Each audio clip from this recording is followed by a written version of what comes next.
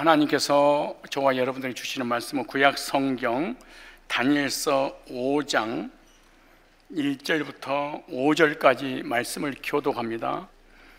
벨사살 왕이 그 귀인 1,000명을 위하여 큰 잔치를 배설하고 그 1,000명 앞에서 술을 마시니라. 벨사살의 술을 마실 때 명하여 그 부친 느부갓네살이 예루살렘 전에서 취하여 온 금, 은, 기명을 가져오게 하였으니 이는 왕과 기인들과 왕후들과 빈궁들이 다 그곳으로 마시려 함이었더라. 이 예루살렘 하나님의 전 성소 중에서 취하여 온 금, 기명을 가져오매 왕이 그 귀인들과 왕후들과 빈궁들 더불어 그것으로 마시고 무리가 술을 마시고는 그 금, 은, 동, 철, 목석으로 만든 신들을 찬양하니라. 그때 사람의 손가락이 다같이 그때 사람의 손가락이 나타나서 왕궁 촛대 맞은편 벽에 글자를 쓰는데 왕이 그 글자 쓰는 손가락을 번지라. 아멘. 오늘 본문을 중심해서 하나님의 손가락이 나타날 때라는 제목으로 말씀을 증거할 때 큰 은혜를 받는 시간이 되시기를 바랍니다. 하나님의 손가락이 나타날 때라는 제목을 가지고 한 시간 동안 말씀을 증거할 이 명제는 하나님의 손가락은 큰 능력과 역사이다 라고 하는 것입니다. 이 중심 주제라고 하는 이 명제를 개념 정리가 안 돼 있으면 여러분이 한 시간 설교 듣고 뭘 들었는지 하나도 모르고 적용도 못하고 그냥 평생을 교회만 왔다 갔다 하다가 죽고 마는 거예요. 머릿속에 기억이 하나도 안 나는 것은 뭐냐? 중심 주제가 뭔지 몰라서 그러는 거예요. 여기 그러면은 목적이 뭐냐? 하나님을 두려워하고 경외하는 믿음을 갖게 하기 위한 목적입니다. 오늘 이 말씀을 듣고 여러분들은 딱 하나를 깨닫고 돌아가야 돼요. 뭐냐? 아, 하나님은 이런 분이니까 두려워해야 되는구나. 아, 하나님은 이런 분이니까 경외하는 믿음으로 하나님을 섬겨야 되겠구나라고 이것을 적용하고 돌아가야 됩니다. 우리 인간의 문화와 문명의 역사는 이 손가락의 역사라고 해도 과언은 아닌 듯합니다. 모든 기능들이 이 손가락에서 나오는 것입니다. 손가락으로 의식주 문제를 해결합니다. 손가락으로 음식을 만들어서 손가락으로 음식을 먹습니다. 손가락으로 옷을 만들어서 손가락으로 옷을 입습니다. 손가락으로 건물을 건축해서 보금자리를 만들어줍니다. 그리고 뿐만 아닙니다. 손가락으로 음악을 합니다. 손가락으로 많은 악기를 다루죠. 피아노도 치고 기타도 치고 바이올린도 치고 전부 다 손가락으로 음악을 다루고 그 손가락으로 악기를 연주하면서 우리 인간의 감성과 정서적으로 안정을 찾고 감성을 풍부하게 만들어주죠. 뿐만 아니라 손가락으로 예술을 하죠. 손가락으로 예쁜 글씨도 쓰고. 여러분, 제가 쓴 주기도문 사는 사람에게 특별히 제 켈리로 사인을 해서 드리는데 그 작품 같지 않습니까? 그 다 내가 입으로 쓰고 눈으로 쓰고 발로 쓰는 것이 아니라 손가락으로 쓴 겁니다. 손가락으로 예쁜 글씨도 쓰고 켈리도 쓰고 서예도 하고 손가락으로 아름다운 그림을 그리고 고가에 나가는 작품도 만들어내죠. 다 손가락이 하는 일이죠. 손가락으로 컴퓨터를 합니다. 손가락이 없으면 컴퓨터를 못합니다. 손가락으로 우리는 전화를 문자를 주고받고 전화 걸기도 받기도 하는 것이 다 손가락의 기능의 역할이기 때문에 그렇습니다.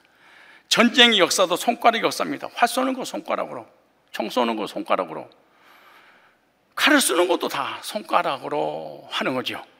손가락으로 축복도 하고 손가락으로 저주도 하고 손가락으로 사람을 비판하고 판단하고 또 지시도 하는 것이 손가락이 하는 기능의 역할입니다. 이와 같이 손가락으로 인류의 역사와 문화와 문명을 발달시키고 유지시켜 왔습니다. 앞으로도 손가락의 역사가 계속해서 나타날 거예요. 이것이 손가락의 능력입니다. 이 손가락의 위대한 힘입니다. 우리 인간의 손가락의 기능들이 이렇게 엄청 날진데 하나님의 역사의 이 모습을 손가락으로 표현했습니다. 인간의 손가락의 기능들과 능력이 이렇게 많은데 전능하신 하나님의 손가락은 얼마나 큰 기능과 능력과 권능이 있을까요? 하나님의 역사는 손가락의 역사입니다. 우주 만물을 창조하실 때 시편 8편 3절 보니까 손가락으로 창조했다. 아담을 흙으로 빚을 때 하나님께서 손가락으로 빚으셨습니다. 아담의 갈비뼈를 취하여 화를 만들 때 손가락으로 만드셨습니다. 하나님의 손가락은 어제나 오늘나 영원토록 동일하게 지금도 손가락의 역사가 나타나는 거죠. 천지를 창조하신 그 손가락은 때로는 인간을 축복할 때도 손가락으로, 저주할 때도 손가락으로, 하나님께서 나타나서 말씀하실 때도 손가락으로, 언제나 하나님은 우리 인간에게 하나님 뜻을 전달할 때 손가락의 역사를 통해서 하나님의 계획을 알려주시는 거죠. 그래서 오늘 하나님의 손가락이 나타날 때 첫째, 손가락의 의미를 살펴보겠습니다. 이 손가락, 하나님의 손가락의 의미, 하나님의 손가락은 하나님의 능력을 의미합니다. 하나님의 손가락의 표는 하나님의 능력을 나타내는 제휴법이라고 하는 거죠. 하나님은 영이십니다. 하나님은 영이시니 예배하는 자는 신령과 진리로 예배할지나, 하나님은 영이시니까 눈에 보이지 않아요. 하나님은 보이는 하나님이 아니에요. 보이지 않는 하나님이에요. 보이지 않는 하나님은 보이는 하나님처럼 신령과 진리로 예배할지니라, 이렇게 말합니다. 그러니까 보이는 하나님이 여기 계셔서 예배를 받으신 그분 앞에서 예배를 드려라 라고 말씀하시죠. 그런데 영이신 하나님께서 무슨 손가락이 되냐, 우리 인간처럼 팔다리가 있는 것이냐, 손가락으로 무슨 행동을 하는 것이냐 라고 할 때 이 손가락을 얘기하는 것이 아니라 제휴법을 얘기하는 것입니다. 즉 제휴법적 표현을 얘기하는 건데, 제휴법이라고 하는 것은 어떤 것의 특징적인 일부로 전체를 나타내는 수사법에 관계된 것입니다. 즉 예를 들어서 빵이 아니면 죽음을 달라 라고 할 때 빵에 국한된 것이 아닙니다. 모든 음식을 얘기하는 거죠. 강태공, 강씨를 얘기하는 것이 아닙니다. 강에서 낚시하는 한 사람을 얘기하는 것이 아니죠. 낚시를 좋아하는 모든 사람을 일컬어 강태공이라고 부르죠. 이상한 시인이 일제시대 때에 시를 썼죠. 빼앗긴 들에도 봄은 오는가. 들은 일부겠죠. 그러나 국토 전체를 의미하죠. 일본에 빼앗긴 우리나라에도 해방이 올 것인가. 일제시대 때 우리 조국에 대한 애정의 시를 그렇게 시를 표현한 것이지 어느 하나에 국한된 건 아니듯이 이걸 바로 제휴법이라고 하는 것이에요. 마찬가지입니다. 하나님의 손가락, 하나님의 권능을 얘기할 때 이게 제휴법식으로 이렇게 표현을 한 것이지, 예수님 하나님께서 영이신데 손과 팔이 있고 이렇다 그렇게 생각하시면 안 되는 것입니다. 그런데 하나님의 손가락에 대해서 하나님의 권능을 나타내는 성경 예가 참 많습니다. 먼저 출애굽기 9장 3절에 보면은 하나님의 권능을 의미할 때 하나님의 손가락을 표현했는데, 출애굽기 9장 3절에 여호와의 손이 들에 있는 네 생축 곧 말과 나귀와 약대와 소형이 더하리니 심한 악질이 있을 것이며, 이렇게 했습니다. 그 다음에 여호와가 이스라엘 생축과 애굽의 생축을 구별하는 이스라엘 자손을 속한 것은 하나도 죽지 아니하리라 하셨다 하라 하시고, 여호와의 손가락, 여호와의 손이 애굽 백성들에게는 이 권능의 저주의 손이 되고 하나님의 백성들에게 보호하는 권능의 손이 되신다라고 말씀하고 계십니다. 뿐만 아닙니다. 우리를 구원하시는 능력을 나타낼 때도 여호와의 손이, 하나님의 손이 그랬습니다. 시편 118편 14절로 16절에 보니까 여호와는 나의 능력과 찬송이시요 또 나의 구원이 되셨도다.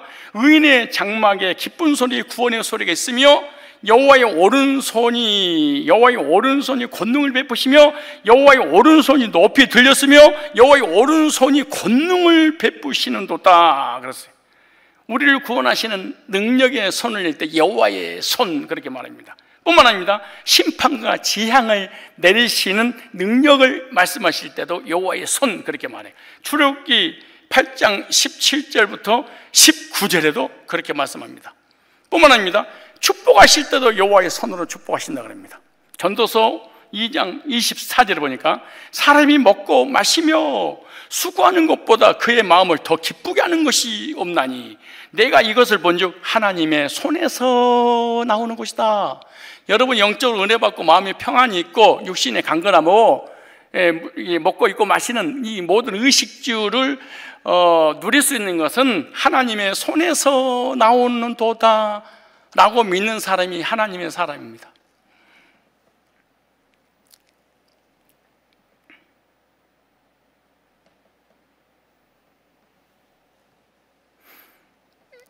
이 세상 사람 중에는 유식한 사람이 있고 무식한 사람이 있고 가진 자가 있고 갖지 못한 자가 있어요.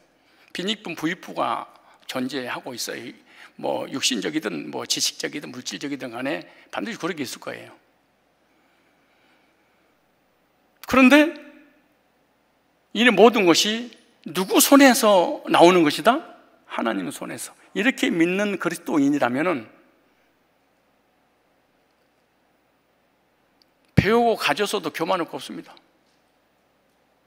배우지 못하고 무식하고 가진 게 없어도 위축될 거 없습니다. 하나님의 손에서 나는도다. 근데 내가 목회를 해보니까요, 가지고 배운 자가 교만하거나 그러지 않더라고. 내 목회해보니까 배운 사람은 모르는 사람에게 가르쳐주고요, 가지고 있으면 없는 사람을 도와주는 일을 하지, 반대로 내가 목회를 해보니까 그래요. 무식하거나 가지지 못하면 열등감 때문에 상처를 받고 괴로워하고 비교식으로 영혼이 심령이 피폐해지고 불행하게 사는 사람들을 내가 많이 봤습니다. 진짜 많이 봤습니다. 그러니까 배우고 가졌다고 해서 교만하고 그리고 사람 무시하고 그러지 않더라고. 나는 가진 거 없고 배운 게 없으니까 나는 겸손하다, 그러지 않더라고. 반대일 때가 확률적으로 9대1 정도 9가 더 이렇게 괴로워하고 남을 괴롭히며 살아가는 걸 많이 봤어요. 그런데 그리스도도 이렇게 말하잖아요. 하나님의 손에서 나는도다. 사업이 안 되는데요, 하나님의 손에서 나는도다. 잘 되는데요, 하나님의 손에서 나는도다. 신바람 나는 인생을 사는데요, 하나님의 손에서 나는도다. 나는 없는데요, 하나님의 손에서 나는도다. 이것을 믿는 믿음이 하나님 믿는 거야. 축복을 하실 때도 하나님의 손에서 나는도다. 하나님을 찾는 자들에게 선을 베푸시고 적으로부터 도와주실 때도 하나님의 손에서. 사무엘상 7장 13절 보니까 이 블레셋 사람들이 굴복하여 다시는 이스라엘 지역 안에 들어오지 못하였으며 여호와의 손이 사무엘이 사는 날 동안에 블레셋 사람을 막으시며 전쟁을 막으시고 보호하시고 대적하시고 하나님의 손에서 나누는도다. 국방에서 나누는 것이 아니구나. 무기에서 나누는 전략과 전술에서 나누는 것이 아니구나. 광화문에서 촛불을 두고 대모하니까 나누는 것이 아니라 하나님의 손에서 나누는도다.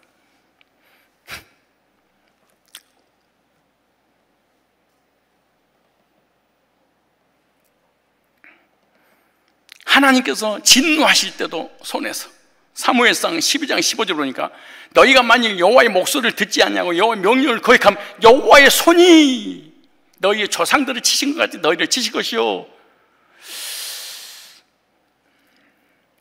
하나님의 백성들이 하나님을 떠나고 세상적이고 정욕적이고 이기적이고 쾌락적이고 마귀적이고 우상 숭배하고 하나님을 제대로 섬기지 않으면 하나님은 진노를 하시는데 여호와의 손이 너의 조상들이 하나님을 따라서 우상 숭배하고 세소가 될 때 쳤던 것, 하나님 치셨던 것, 너희들도 유예가 없다.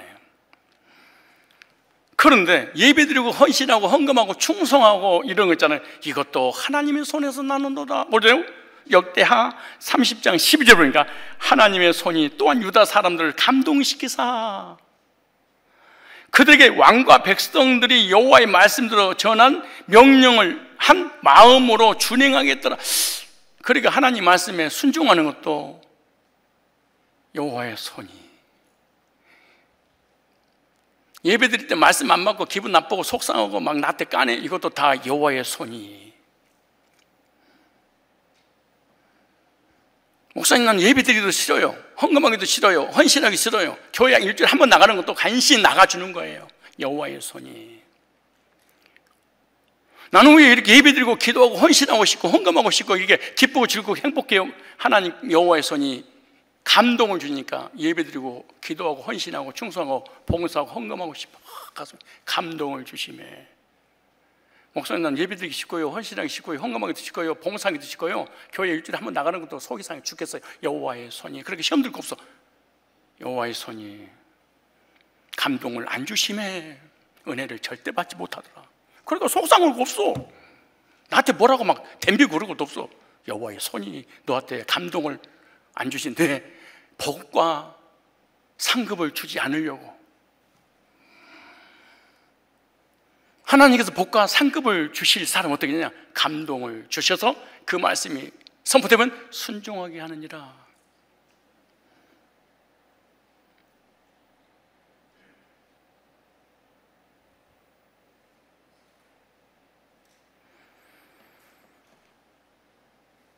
귀신을 쫓아내고 영적 능력이 나타나고 우리가 구원받은 것도 여호와의 손이. 누가복음 11장 20절을 보니까 그러나 내가 만일 하나님의 손을 힘입어 귀신을 쫓아내면, 하나님의 손을 힘입어 귀신을 쫓아내면 하나님 나라가 이미, 귀신을 쫓아내는 것도 하나님이, 우리를 사랑하셔서 구원하는 것도 하나님의 손이. 그 다음에 하나님을 경외하기 위해서 하나님의 손이 나타난다. 여호수아 4장 24절에, 여호수아 4장 24절에 이는 땅의 모든 백성에게 여호와의 손이 강하신 것을 알게 하며 너희가 너희 하나님 여호와를 항상 경외하게 하려 함이라. 여호와의 손이 강하게 나타나는 것은 하나님을 경외하게, 하나님의 손이 안 나타났다, 하나님을 우습게 보게 하려고. 하나님을 우습게 보는 사람은 여호와의 손을 한 번도 경험한 적이 없는, 예배 그딴 거, 하나님을 경외하고 하나님 섬기는 그딴 거, 하나님이 손 안에 있느니라. 그런데 생사복을 주관하는 분도 하나님이. 전도서 9장 1절에 보세요. 전도서 9장 1절에 이 모든 것을 내가 마음에 두고 이 모든 것을 살펴본 즉 의인들이나 지혜자들이나 그들의 행위나 모두 다 하나님 손 안에 있느니라. 똑똑한 사람, 멍청한 사람, 가진 자, 못 가진 자, 빈부 다 하나님의 손에 있느니라. 정치, 경제, 사회 다, 문화, 문명 하나님의 손에 있느니라. 그 다음에 사랑을 받을는지 미움을 받을는지 사람이 알지 못하는 것은 모두 그들의 미래의 일들이라. 내가 하나님의 사랑을 받을지 미움을 받을지, 사람의 사랑을 받을지 미움을 받을지. 왜 목사님 나 미워한데? 하나님의 손 안에 있느니라. 왜 목사님 날 이렇게 사랑한데? 하나님 손에 있느니라. 왜 나는 성도들 왕따를 당하지? 하나님의 손에 있느니라. 왜 성도들 나를 이렇게 좋아하는데? 하나님의 손에 있느니라. 나를 왜 똑똑하대? 하나님 손에 있느니라. 왜 나는 멍청하대? 하나님의 손에 있느니라.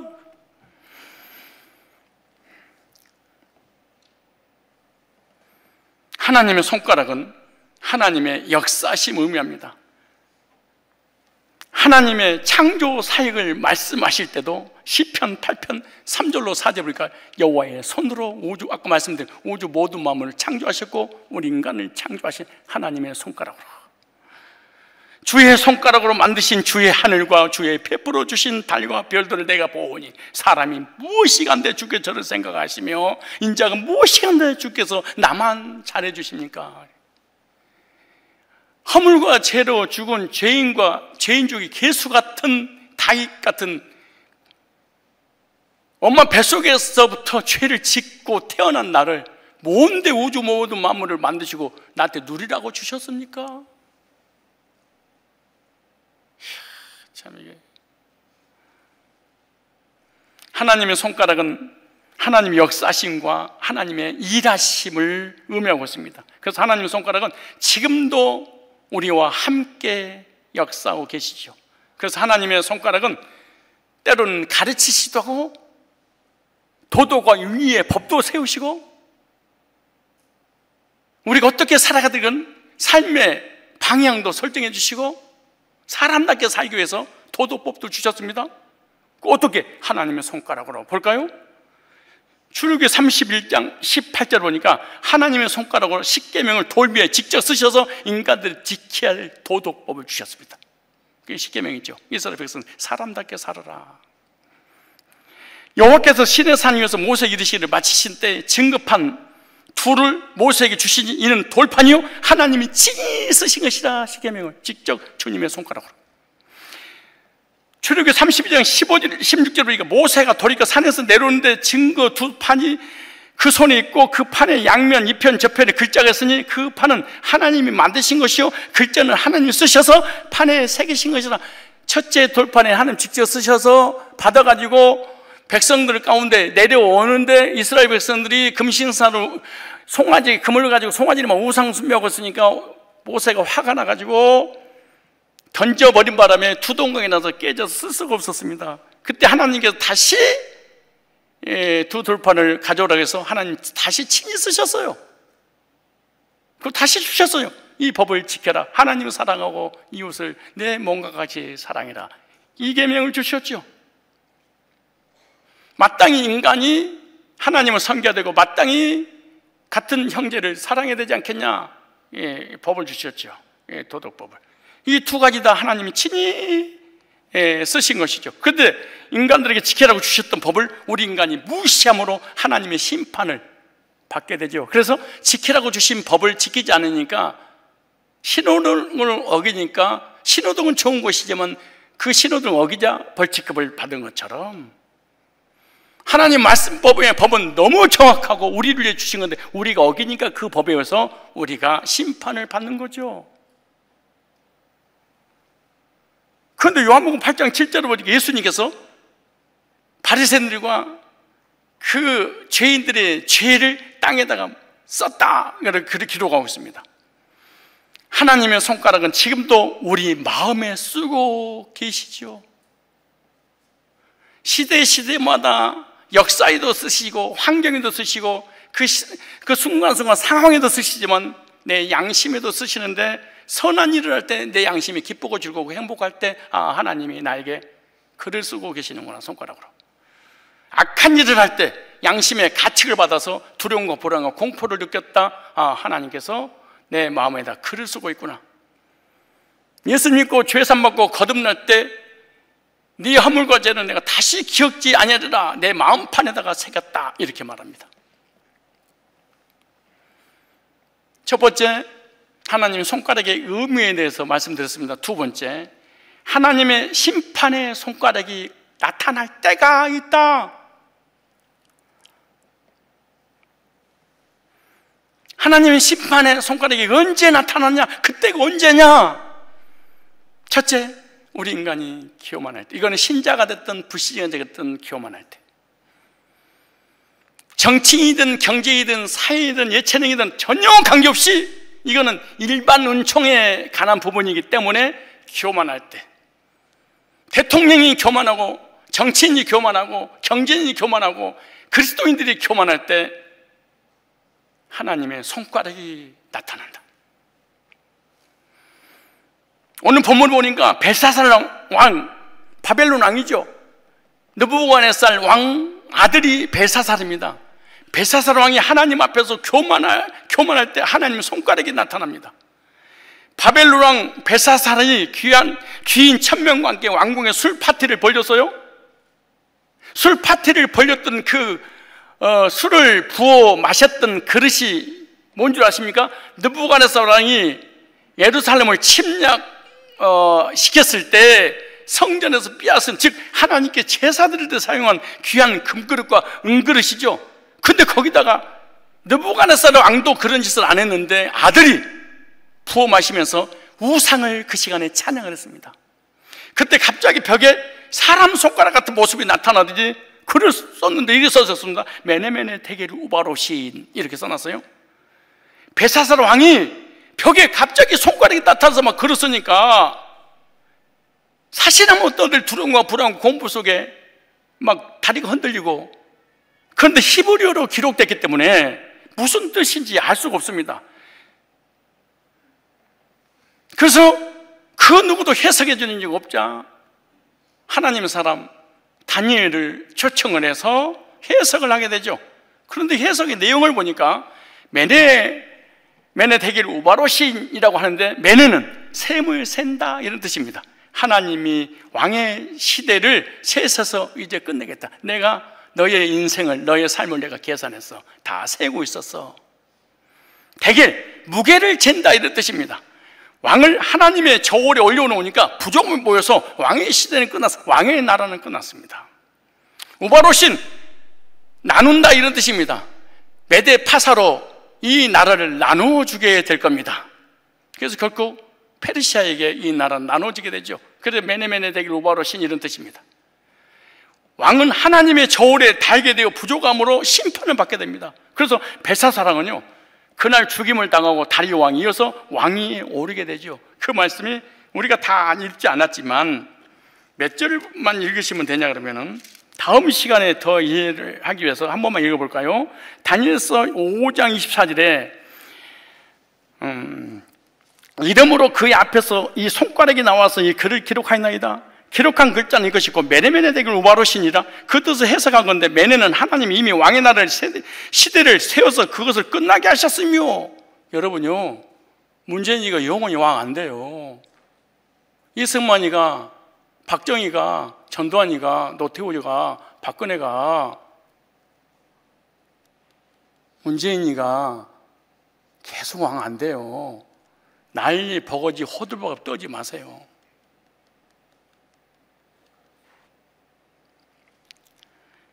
그 뜻을 해석한 건데, 메는 하나님이 이미 왕의 나라 시대를 세워서, 이게 불신자가 왕이잖아요. 불신자도 하나님 세우는 거예요.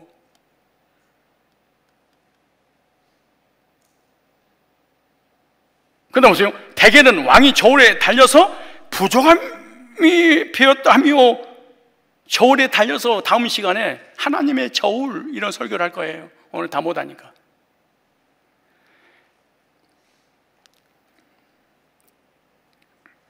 그 다음에 베데스는 왕의 나라가 나뉘어서 메대와 바사 사람에게 준바되었다 하미나이다. 당신 이 나라 다른 나라 쳐들어와서 없애버릴 겁니다. 결국 고레스 때 페르시아의 제국에서 그 강대국 바벨론이 망하죠. 왜 망한 줄 아세요?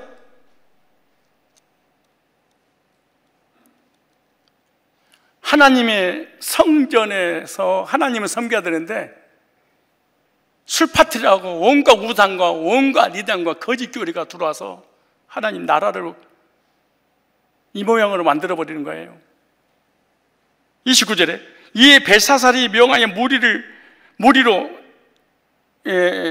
다니엘에게 자주옷을 입히게 하며 금사슬로 그의 목에 드리고 하고 그를 위하여 효소를 내는 날에 셋째 7일자가 삼으리라. 그날 밤에 갈대의 왕 벨사살이 죽임을 당하고, 메대 사람 다리오가 나라를 얻었는데 때에 다리오는 62세였더라 이렇게 말합니다. 하나님의 심판의 손가락이 나타날 때가 언제냐? 교만할 때.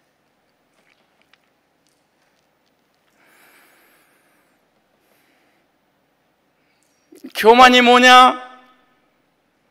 하나님 없이도 살아요.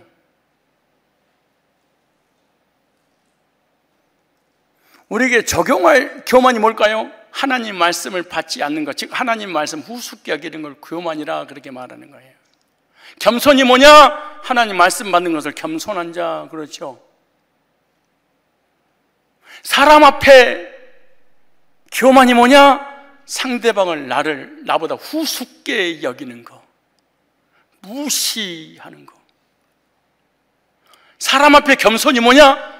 나보다 상대방을 낮게 여기는 것. 상대방을 나보다 더 낫게 여기는 사람의 특징이 뭐냐? 상대방이 무슨 말을 하도 듣고 있는 것. 상대방이 10마디 할 때 한마디 정도 네 하는 것. 교만이 뭐냐? 너는 말하지 마, 나만 혼자 할 거야. 하루 종일 혼자만 떠들어대면서 잘난 척하는 거, 무시하는 거. 두 가지 다 하나님이 가만두지 않습니다.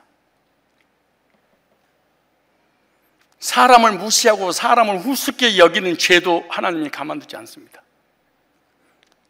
하나님이 없어도 삽니다. 하나님을 우습게 여기는 것, 말씀을 받지 않는 것, 교만 용서하지 않습니다. 하나님의 심판의 손가락이 언제 나타나냐? 대한민국이 하나님 없이도 살아요. 교만할 때, 우상으로, 신천지로, 안상으로, 정명석으로, 통일교로, 이단으로 200만 명이 가득 찰 때,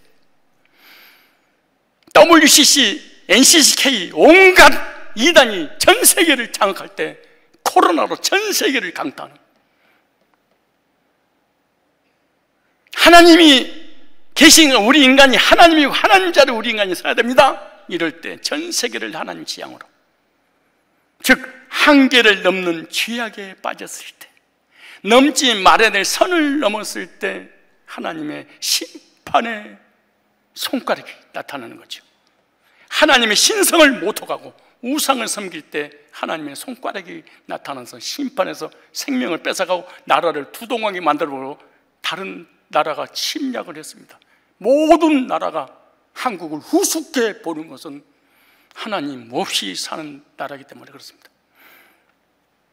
그 다음에 언제 하나님의 심판의 손가락이 우리 인간에게 나타나냐? 가장 중요한 거죠. 복음을 방해할 때.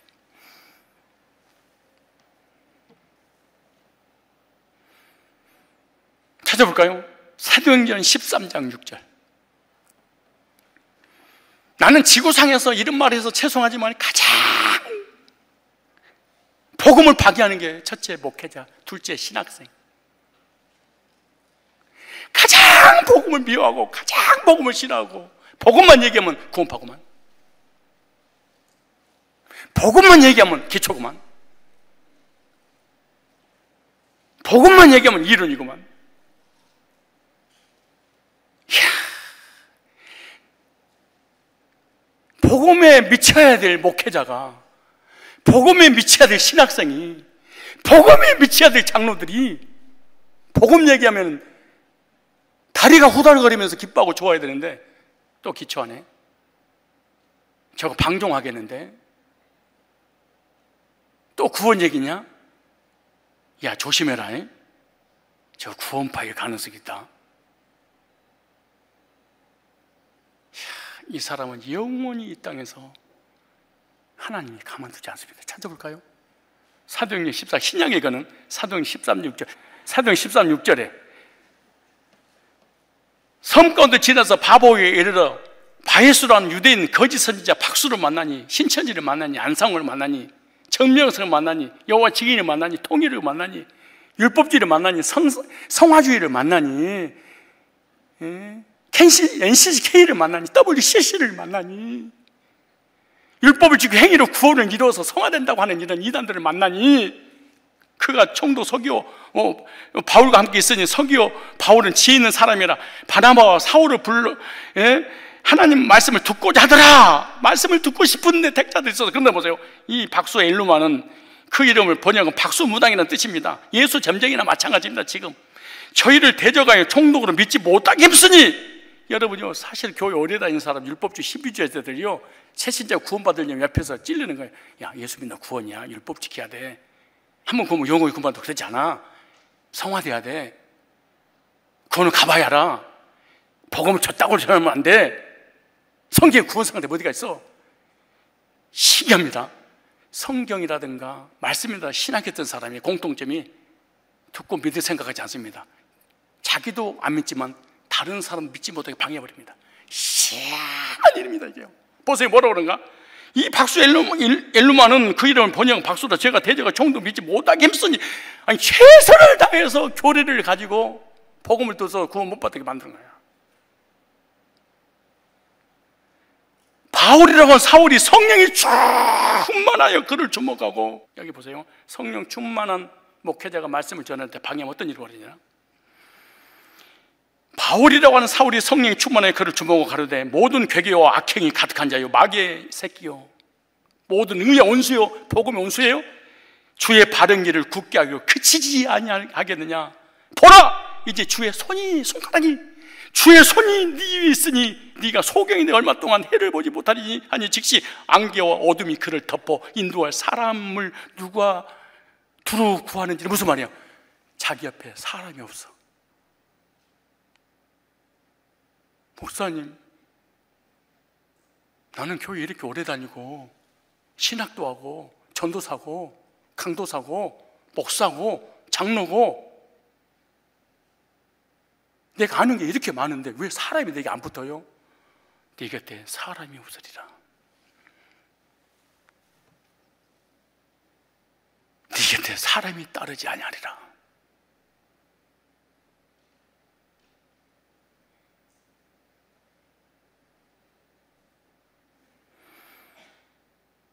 인도할 사람을 두루 구하는지라. 지도자도 없고 인도자도 없고 가르쳐주는 사람도 없고 나를 도와주는 사람도 없고.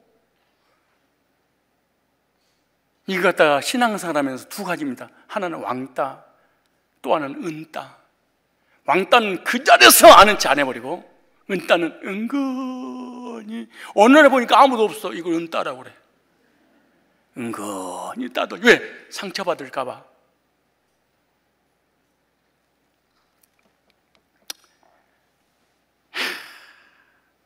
총독이 예수님 믿으려고 그러는데 믿지 못하게 하는 거지. 근데 그때 뭐라고 물어보세요? 안개와 어둠이 그를 덮어 인도할 사람을 두루 구하는지라. 이 총독이 그렇게 된 것을 보고 믿으며 주의 가르치심을 기이 여기니라. 우리들도 말씀이 복음이 선포될 때 어떤 사람은 감사와 감격이 넘치고 어떤 사람은 왕따가 당하고 은따가 당하는 게 이거 뭔지 아세요? 인도할 그 곁에 사람을 하나님 보내주지 않아 버려. 이걸 보면서 아, 내가 신앙생활 잘못하고 있구나, 내가 내 믿음이 잘못됐구나, 이걸 빨리 깨닫고 돌이키고 복음을 방해하면 안 됩니다. 그 다음에 언제 하나님의 손가락이 나타날까요? 복음을 실제적으로 자기 자신이 거절할 때. 히브리서 2장 3절에 나옵니다. 우리가 이같이 큰 구원을 등한히 여기면, 하찮게 여기면 어찌 피하리요. 하찮게 여기는 사람 어때? 복음을 무시하고 우습게 여기는 거. 값싸게, 그거 구원, 그 기초야. 그거 아무것도 아니야 그거. 이런 자 어찌 피하려. 그 다음에 히브리서 4장 2절을 보니까 저희와 같이 우리도 복음 전을 받은 자이나 그러나 그들은 그 들은 바 말씀이 저에게 유익되지 못한 것은 듣는 자가 믿음으로 왜? 내가 율법주의니까 믿음으로 화합을 안 해. 신비주의니까 안 해. 행위주의니까 안 해. 성화주의니까 안 해. 내 의지가 있으니까 안 해. 하나님의 손가락은 언제 나타나요? 하나님을 무시하고 교만함을 가질 때, 지식이 많아서 물질이 많아서 교만할 때, 권력을 가지고 교만할 때, 하나님은 나라를 두동강이로 만들어버리고 침략을 받게 만들고 코로나 걸려서 전 세계를 멸망의 길로 가게 만드는 거예요. 그 다음에 구원의 복음을 거부할 때, 그리고 복음을 전할 때 자기가 아는 그 얄팍한 지식과 교리를 가지고 방해할 때, 또 하나는 하나님 앞에 전폭적으로 돌아오게 해야 될 때, 그리고 하나님의 음성을 들어야 할 때, 그리고 구원받아야 할 때. 적용을 해볼까요? 하나님의 손가락은 한계를 넘어설 때 나타난다. 따라서 합시다. 하나님의 손가락은 한계를 넘어설 때, 이 한계를 넘어설 때 나타나는 하나님의 그 손가락의 역사는요, 물리학의 전문 용어 하나 쓰려고 하는데 이거 갖다 임계점이라 이렇게 말합니다. 문과를 졸업한 사람, 임계점이라는 단어, 우리 이과라든가 이런 상고 나온 이 사람들 임계점에 대해 금방 이해갈 거예요. 임계점이라고 하는 건 다다를 림, 경계, 개, 점점입니다. 경계에 다다른 그 지점, 경계에 다다른 그 꼭지점, 이런 뜻입니다. 예를 들어 물이 1도에서 시작해서 9도, 뭐 100도라고 하는데 거의 90도에서 끓는다고 하잖아요. 그런데 100도라고 기준을 잡읍시다. 100도에서 끄는 그 점을 바로 임계점이라고 합니다. 즉 예를 들어서 고체가 액체로, 액체가 기체로 바뀌는 거. 물이 얼음으로, 얼음이 녹아서 수증기 증발해서 기체로 바뀔 때 바뀌는 그런 그 시점을 임계점이라 이렇게 말하죠. 그런데 임계점을 넘어서 고체가 액체로 혹은 액체가 기체로 변하고 나면 온도나 압력이 임계점 이하로 내려가지 않는 한 다시 액체나 고체로 돌아가지 않는다. 이게 임계점이라는 것입니다. 그럼 임계점을 한번 적용해 볼까요? 난 이거 설교를 준비하면서 이 임계점을 어떻게 한번 적용해 볼까? 인간관계에 있어서 한번 적용해 보자. 먼저 임계점을 오늘 본문하고 연결됐으니까 여러분 인격을 좀 이번에 드러날 수도 있는데요. 배려가 지나쳐서 임계점을 넘으면 사사건건 간섭을 하게 됩니다. 열정이 임계점을 넘으면 가욕이 되며 욕망이 되어 망하고 맙니다. 청결과 결벽을 구분하지 못하여 지나치게 깔끔함을 챙기면 결벽증 환자가 되고 맙니다. 여유를 갖는 것과 게으름을 피우는 것을 구분하지 못하여 임계점을 넘어서면 게으름뱅이가 되고 논팽이가 되고 백수가 되고 마는 것입니다. 도움을 받는 것에 익숙한 임계점을 넘으면 타성해져서도 당연히 나는 받아야 된다고 생각을 합니다. 사랑이 지나쳐서 임계점을 넘으면 집착이 돼서 의부증, 의처증이 생겨서 정신분열과 가정이 무너지게 되는 임계점을 넘어서 그렇습니다. 예국운동이 나라를 사랑해서 예국운동에 지나쳐서 임계점을 넘으면 모든 질서를 파괴시키고 날마다 촛불을 두고 태극기를 들고 가정이 무너지고 사회가 무너져도 임계점이 한계를 벗어난 운동이어서 그렇습니다. 사랑의 한계를 넘어섰습니다. 사람과 사람과의 관계에 있어서 참다 못하면 임계점의 한계에 도달하게 되면 사람이 폭발을 해버립니다. 여러분 부부의 임계점이 있죠. 부부가 30년 동안 사는 어느 날 갑자기 아내가 갑자기 사슴눈이 호랑이 눈꼴로 바뀌면서 남편 싸대기를 때려버려. 싸대기 때리는 것은 현상, 지금 있는 일이고 임계점의 한계는 1도부터 100도까지 끌고 있다가 30년 근데 남편은요 절대로 임계점을 안 보고 지금 있는 이 여우 같은 이 공 같은 이 여자만 봐. 근데 이 부인은요 당신을 50년 동안 참았어. 온갖 언어폭력, 성질 더러운 거, 술, 담배 처먹고 날버거지 핀 것을 수천 번, 수만 번 또 참고 또 참다가 50년 만에 폭발한 거야. 임계점이 100도까지 끌어서. 야, 여자가 화를 낼 때는 50년 동안 참았다는 거야. 너를 매일 신경을 내고 남편은. 물론 임계점이 0도에서 끌어버린 여자도 있어. 끓기도 전에 무슨 말만 하면 임계점이라고 하는 건 1도부터 끌다가 참다가 폭발을 해야지. 어떤 사람은 허구날 끌어 뭘 너무 그 성질이 매일 끌어 살아. 이런 여자하고는 혼자 사는 게 낫다 그러죠. 성경에, 전도서에. 남자도 마찬가지야. 뭔가 여자에 대해서 배려심을 가지고 임계점을 좀 차서 화를 해야 되는데 사사건건 부인한테 신경을 내고 화를 내고 난리를 치고 막 언어폭력을 하고 무시하고 후숙 여기고, 이거는 인격의 신앙을 떠나서 인격도 잘못된 겁니다. 인사하세요. 당신을 보는 것 같아요. 시작. 아니 70도까지도 끌어야 될 거 아니야. 90도까지 끌다가 화를 내야 될 거 아니야. 그 너는 맨날 100도야 허구한 날. 이게 사람입니까? 개지. 사람이 포기한 거지.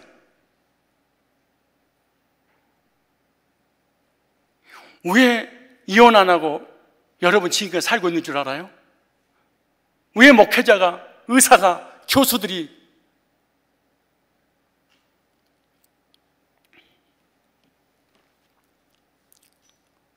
서비스업에 봉사한 사람들이 이혼 안 하고 지금까지 가정을 지킨 줄 아세요? 임계점을 천도로 둔 거야. 가슴이 찢어지고 아프고 고통 참으면서 가정 지키려고 기다려준 거야.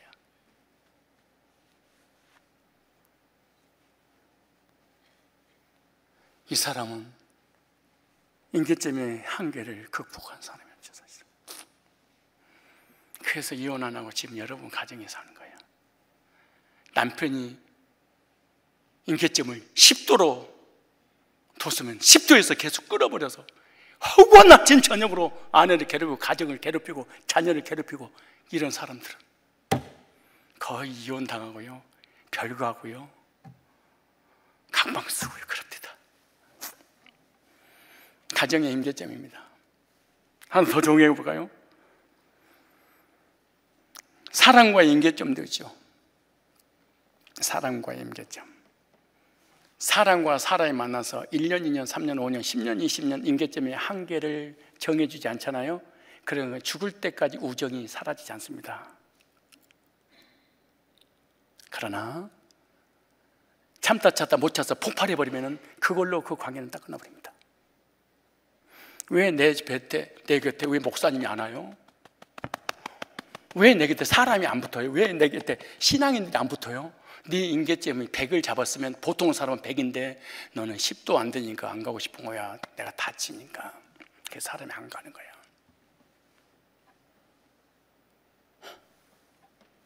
안 가는 거야. 아프니까.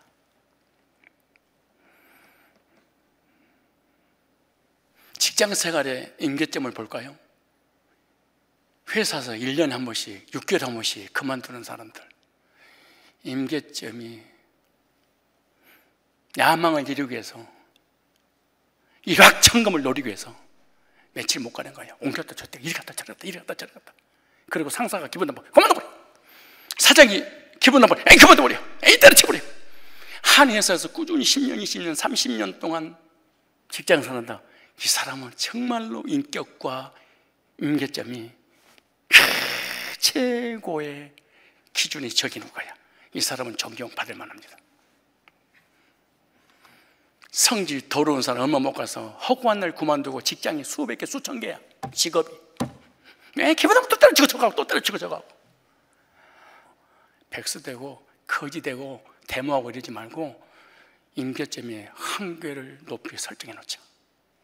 이 사람이 성공자고 이 사람이 위대하게 쓰임받는 것입니다.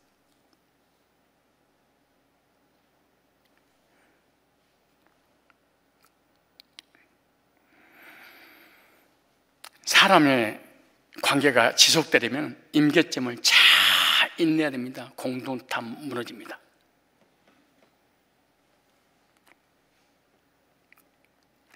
그런데 이 얘기하려고 합니다. 신앙의 임계점도 있습니다.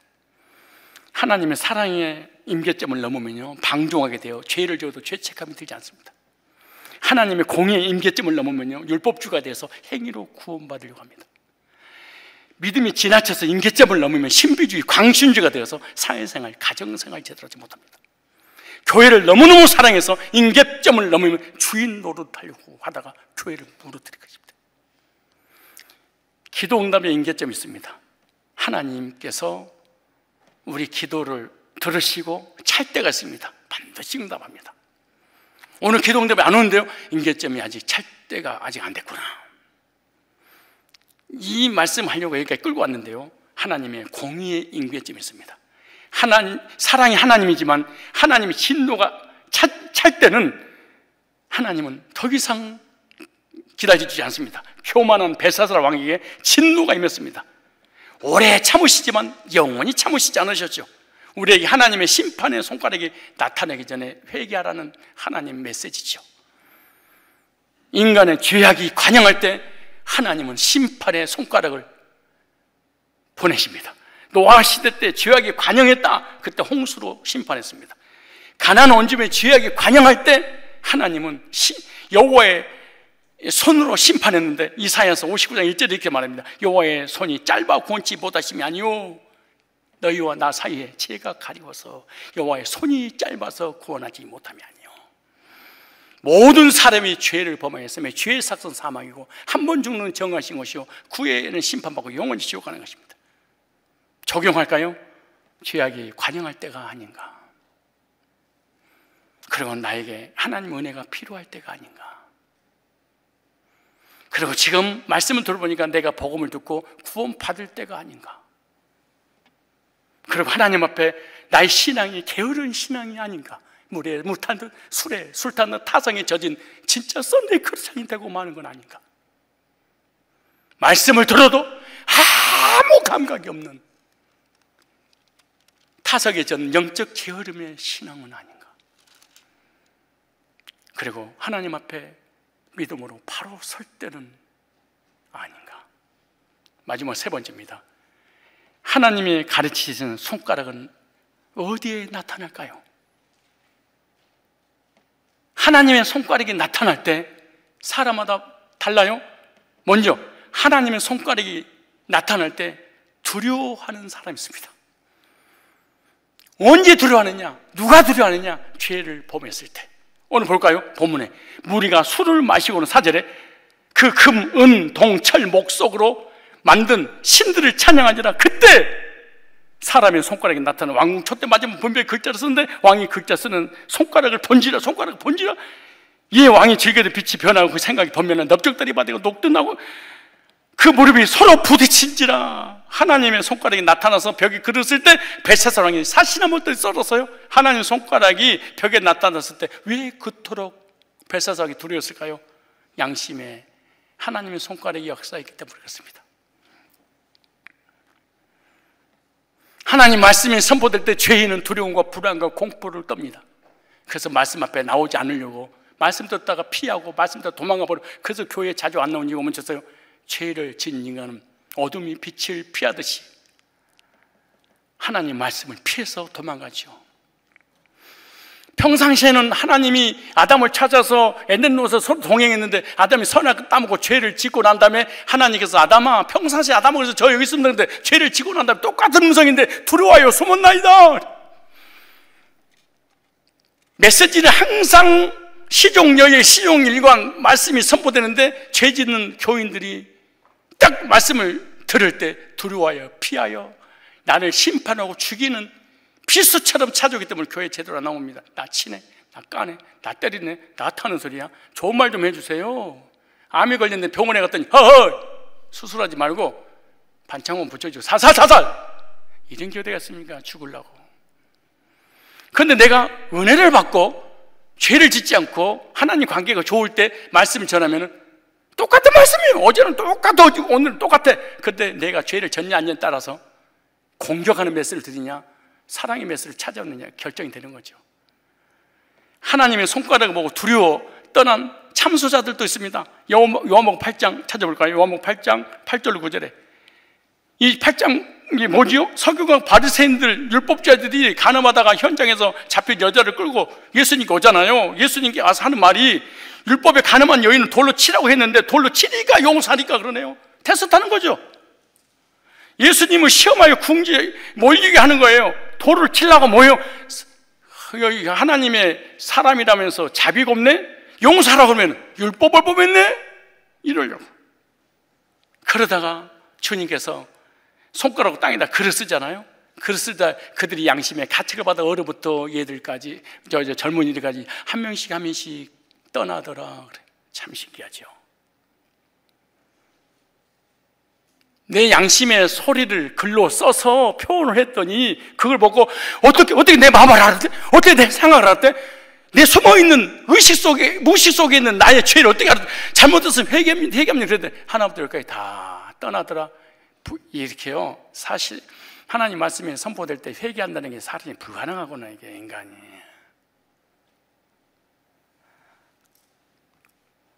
죄를 범하면 주님을 떠나거나 회개하고 주님께 돌아오거나 둘 중에 하나입니다. 여러분, 하나님 말씀이 선포될 때 두렵습니까? 그래서 떠납니까? 아니면 회개하고 하나님으로 돌아옵니까? 때로는 환경의 변화도, 어떤 여러 가지 상황이 양심에 가책을 받고 괴롭고 두려움을 가지게 해줄 때가 있어요. 왜냐? 하나님 관계 깨지고 죄를 지을 때 우리 인간은 애나 어린아이 것 없이 마음의 평안이 사라지고 두려움을 갖게 된다. 그러면 하나님의 손가락이 나타날 때 두려워하는 사람이 있는가 하면 기뻐하는 사람도 있다. 시편 92편 4절 5절 보니까 하나님 앞에 바로 섰을 때 신앙이 제대로 된 사람은, 즉 구원받은 사람은, 구원받고 난 다음에 하나님 올바른 관계 있는 사람은 이렇게 고백합니다. 여호와여, 주의 행사로 나를 기쁘게 하셨으니 주의 손의 행사를 인하여 내가 높이 부르이다. 여호와여, 주의 행사가 어찌 그리 크신지요. 주의 생각이 심히 기쁘시이다. 하나님 앞에 신앙이 바로 섰을 때, 하나님 손가락의 말씀이, 권능의 말씀이 선포될 때 어쩌면 어찌 그리 크시고 그 행사가 기쁘지요. 인생이 무엇인데 나를 이렇게 생각을 하셨습니까? 은혜 받고 기뻐하고 감격합니다. 구원받는 성도에게 이루어 평안이 옵니다. 주님의 말씀을 깨닫고 변화가 일어납니다. 뭐예요? 하나님 관계가 좋았을 때, 하나님 관계가 올바를 때, 구원받을 때 메시지는요, 하나님 나를 위로하고 격려하고 소망을 주고 힘을 주고 나를 사랑이 찾아오는 메시지구나 다 깨닫습니다. 그런데 죄를 진 사람에게는 두려워요. 숨어버리거나 뛰쳐나가버리거나 까거나 덤빈다고 하거나, 그래서 이런 소리가 안 들어, 사랑의 소리만 들어야지 해가지고 교회를 평생 옮겨다니면서 자기에게 맞는 교회만 찾아다닙니다. 우리는 어떻습니까? 하나님의 말씀의 손이 권능으로 나타날 때 두렵습니까? 회개하고 있습니까? 아니면 기쁨과 위로와 소망과 힘이 되십니까? 환경을 통해서, 말씀을 통하여, 양심의 가책을 통하여 하나님께서 손가락을 펼칠 때가 있을 것입니다. 하나님 손가락을 피하지 마시고 그 손가락이 임할 때는 하나님의 공의 임계점에 찼구나.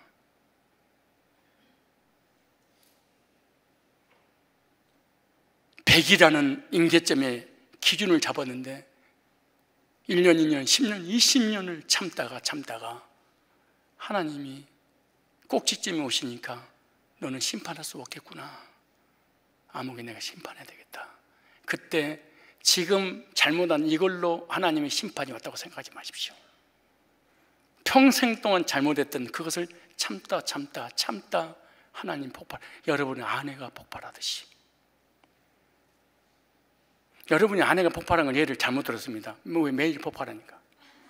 이건 실수한 겁니다. 여러분 이거는 다시 추스려서 옵송을 하세요. 여러분 남편이 한 번 화를 낼 때, 아니 그것도 안 되겠네요. 매일 화를 내니까.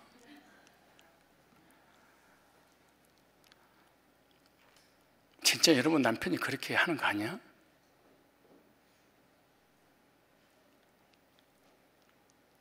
진짜 아내가 그렇게 하는 거 아니야? 진짜 교인들이 그런 거 아니에요? 정말 사랑과의 관계 속에 그러는 거 아니에요?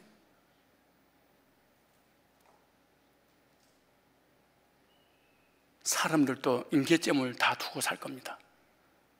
사람이 내 곁을 떠나지 않게 하려면 임계점을 높이 두세요. 신앙생활을 행복하게 하려면 성도들과의 관계 속에서 오래 참는 인내를 배우십시오.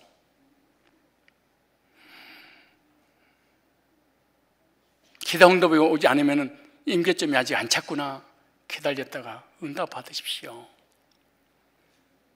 경제적으로, 물질적으로, 육신의 질병으로, 환경적으로 어려움이 왔다면 하나님께서 임계점으로 차서 하나님 저에게 징계를 통하여 돌이키라고 하시는 하나님의 사인이구나 생각하고, 하나님 손가락이 나타날 때 하나님을 경외하십시오. 하나님께 더 가까이 가십시오. 그리고 하나님을 두려워하는 마음을 가지십시오. 그래야만이 우리는 영적으로 구원받고 삶에 복을 받고 상급받고 평화로운 인생의 삶을 살 수 있는 것입니다. 하나님의 손가락이 나타날 때 여러분은 어떤 태도를 가지고 계실 것입니까? 찬송하겠습니다.